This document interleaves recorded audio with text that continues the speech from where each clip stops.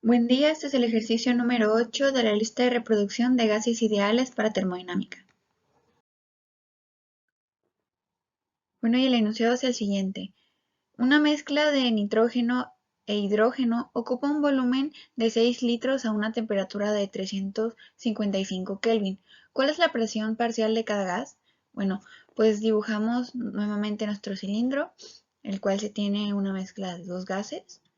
Tiene una temperatura de 355 Kelvin, una presión desconocida, no sabemos tampoco la presión parcial de cada uno ni la presión total. Tiene un volumen de 6 litros y pues los gases son nitrógeno e hidrógeno. Se va a asumir que esta mezcla gaseosa tiene un comportamiento ideal, lo que obedece a la ecuación de los gases ideales. Bueno, nosotros conocemos la identidad de los dos gases y como las conocemos, es posible obtener el peso molecular mediante la tabla periódica.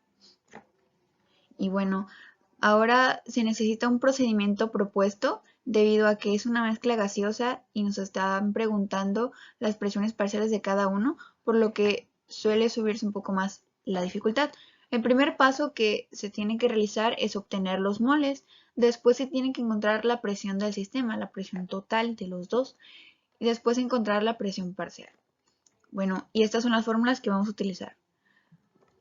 Vamos a utilizar la fórmula de moles, masa entre peso molecular.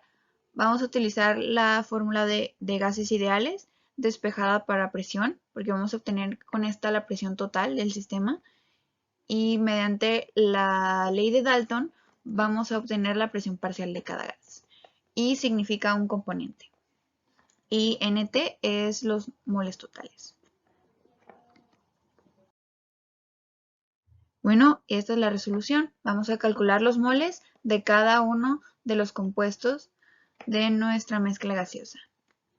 Los datos que tenemos son la masa que fue dada en el problema, el peso molecular que se obtuvo mediante la tabla periódica y lo mismo en el hidrógeno. Tenemos la fórmula, número de moles es igual a masa entre peso molecular y la sustitución de cada uno. La masa y el peso molecular, la masa y el peso molecular.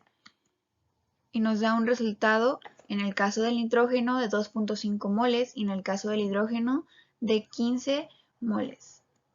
Y pues el total de esta mezcla, los moles totales, son de 17.5 moles, que se obtuvo simplemente sumando ambos.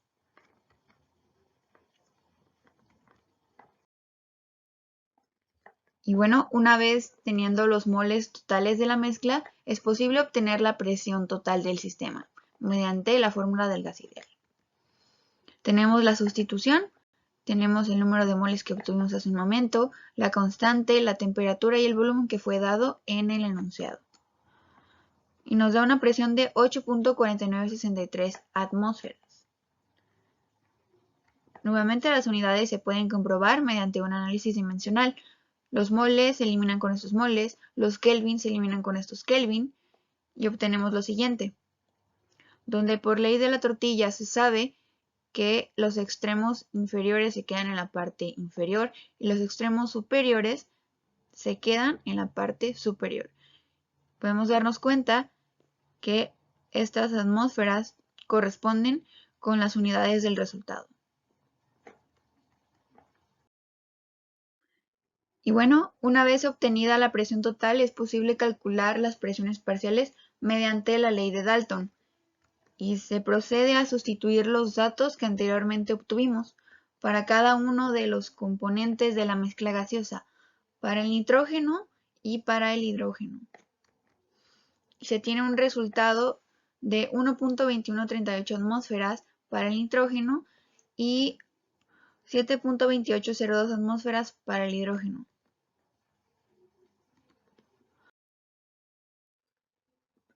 Por lo tanto, se puede afirmar que para un sistema que tiene 6 litros de volumen, 355 Kelvin de temperatura y 8.4963 atmósferas de presión, cada uno de los componentes los cuales se conoce su identidad, nitrógeno e hidrógeno, va a tener una presión de 1.2138 atmósferas para el nitrógeno y 7.2802 atmósferas. Si estos dos se sumaran, obtendríamos la presión total del sistema.